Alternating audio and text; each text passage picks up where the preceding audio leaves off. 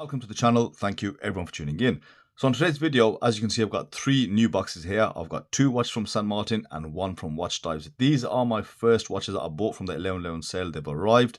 And what I like to do with unboxings is, of course, take a quick look at the watch, give you an overview of the specifications and dimensions. I find that saves time, then I don't have to do it again when I do the full review. So let's take these out the boxes, unpack them, and let's see what we have. So here we are, the 3 watches in front of you. So the first one, starting from my right, is the new reissue from St. Martin, let's call it the more affordable range that they're coming out with. Then we've got the St. Martin Cross with Watchdives collaboration. Now this is not available in the St. Martin store. You have to get it from a store affiliated with Watchdives. And they've bought some really good models. And I think what Watchdives are doing with St. Martin is quite good, because they're basically getting good feedback from the crowd. They're making the changes they need to, and they're coming up with something which is probably a bit more complete. But with the collaboration, I don't know why St. Martin don't sell it on their store. Maybe it's some kind of contractual agreement between them. And the last one is the Watchdives Ranger homage, which I picked up in the 11/11 sale. So let's go through these. Let's give you an overview, as I said, of the specs, dimensions, have a quick look about them, check the bezels, and then I'll come back with a full review. So let's start off with the cheapest of the bunch. This is the Watchdives Ranger homage. And what I said in one of my community posts that I did is that I believe this is very similar to the Ranger homage that St. Martin did, in terms of at least the case, style and finish. One thing which I did really like about the Ranger homage from St. Martin was that bezel. The bezel was a standout feature which the other homage didn't have, and it was probably more in line with the watch they were homaging. And it's really good to see a bezel like this, because, you know, I'm done with the Explorer style bezels. I want to see something different, and which St. Martin did, of course, capture. Now with this Watchdives, what's kind of unique about this is a couple of things on specifications, right? The first point has to be the price. It's around £70. Now, bear in mind, I bought this watch on sale, and currently, as I'm making this video, the sale prices are still up. But I can't imagine this to be much more expensive than that. It's £70, but it gives you still sapphire crystal, and to be specific, it's a box style sapphire crystal with a beautiful profile and AR coating.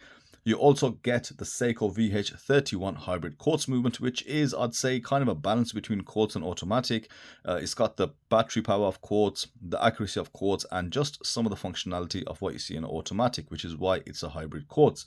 You've got 100 meters of water resistance with a screw-down crown, screw-down case back, which is adequate for a sports watch, and as you can see, a full steel case and bracelet. So what I can confirm in this unboxing for you guys, that yes, the case is extremely similar to the St. Martin, but that's where it stops, because that £70, you know, has to go somewhere. So the shortcuts are, obviously, what I can tell so far, is on the bracelet. Having said that, it's not an awful bracelet at all. It's a really good bracelet for the price. But I'm going to hold back, guys, because I'm going to give you all that information in the full review. Dimensions wise, this is 36 millimeters across, somewhat different to the one that St. Martin did, which was 38, and I felt that was perfect. But they give you also female end links, right, which is a great feature to have, which means the lug to lug is just around 44 millimeters. Thickness is around 12.4 mil, which is slightly thick, but it does use that Seiko quartz movement, and you do also have the box sapphire crystal, so you're not going to get anything that much thinner. Lug width is, of course, 20 millimeters, and there seems to be a slight taper down to, I'd say, 16 mil. You know, fold over clasp, milled internals, 4 or 5 micro adjustments, and, you know, already in hand, man, this is a no-brainer. £70, I knew it was a good choice, and, you know, it's already got good reviews on there, so I'm excited to do a follow-up on this. Couple of things which I don't really agree with, but overall I'd say it's going to be a really good watch. Next up, we do have the St. Martin collaboration crossover with Watchdives, and this is not available on the St. Martin store. And when I looked on YouTube, I couldn't really see one exactly like this.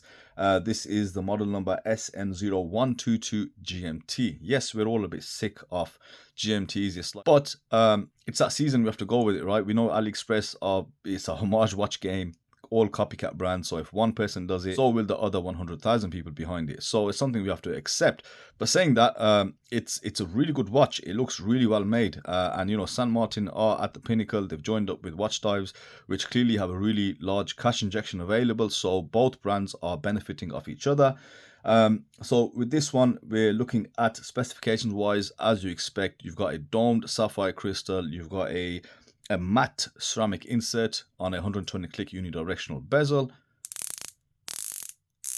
That bezel is crisp, precise, a little bit rough because I like my bezels a bit smoother, but you know, you can't take away from the accuracy and the precision you have here. And of course, it does line up perfectly. Now, with this being a GMT and of course a 120 click dive watch bezel, they've contracted that by giving you a 24-hour chapter ring. You've also got 200 meters of water resistance as you'd expect, screw down crown, screw down case back. On the bracelet, you've got the on the fly adjustment, which is really nice. It's a bit different than the rest. Push, and you know, it works really well, and it's a high quality clasp, obviously, as you guys know. Bracelet wise, they haven't gone for those funny rivet links. They've got screw-in links, so all premium features on this watch. And Seiko NH34 GMT movement. So this price is £270, and that was, I think, still a sale price. So I think we have to kind of accept these prices now. I mean, don't get me wrong, and I'll say this now, San Martin acquire a £50 hype tax on all the watches. They've put them up, and that hype is driven by us guys, the watch reviewers, right? I try to still kind of maintain a neutral position if I can, but there's a lot of people that really hype these watches up, and an after effect is San Martin adding £50 to £70 on a watch. I still think they can bring these in a bit cheaper, but we have to also face facts because they are selling. I mean, the watches are untouchable for the most part. They are bringing out really high quality of watches to us, and this in hand, guys, it doesn't disappoint at all. I think this is one watch from San Martin I can say in hand already I am very impressed by it. So dimensions wise, this is 39 millimeters. You've got a 14 mil case thickness, and that is largely due to that high dome point at the center of the crystal. A lug to lug of 47 millimeters with female end links and 20 millimeters on the lug width. Next up, we've got a San Martin reissue, right? So not only Seiko doing reissues, San Martin doing reissues as well. Now, being a 6.2 mass, of course, you guys know I was going to get this in. And let's take a look at the specifications and dimensions. Has anything really changed? So they bought out a few, right? So back in the day when the 6.2 mass first come out from these brands, they were all doing the 41 millimeter watches. They all had like a 50 mil lug to lug and like a 13 or 14 mil thickness. And you know, design wise, it doesn't look really that different. Where San Martin decided to change it was they went to like a 37 or a 38, if you guys recall. They also did a chronograph version in it, and in that review I did peel a potato perfectly, right? That's how bad the edges were on the watch. Now this doesn't get called out enough in my opinion, because you know, they do have really edgy cases. I think somebody did feedback that when San Martin were questioned about this, they said doesn't matter, we prefer, you know, clean cut crisp lines, and okay, that's fine. So one thing I'm gonna look at is of course the case. Spec wise, it does have a box style sapphire crystal. Again, I like the profile on this. You've got a black ceramic insert. You've got 120 click unidirectional bezel, which is absolute precision, perfection, dare I say. Alignment to precise. Yeah, I mean, they have nailed the bezels now. So one thing with San Martin, you can almost guarantee the bezel actions are going to be awesome.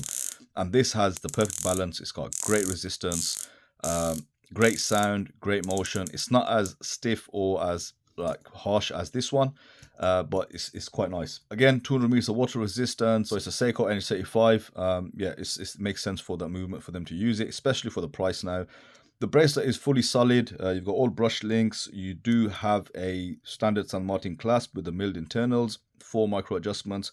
Obviously not on the fly adjustment because this is meant to be a more cost effective version, these reissues. So price wise, I think this is around £160 with the bracelet. If you went with the strap, it's around £150. I do recommend you go for the strap always. These watches look best on straps, but dimensions, that's going to tell us what we need to know.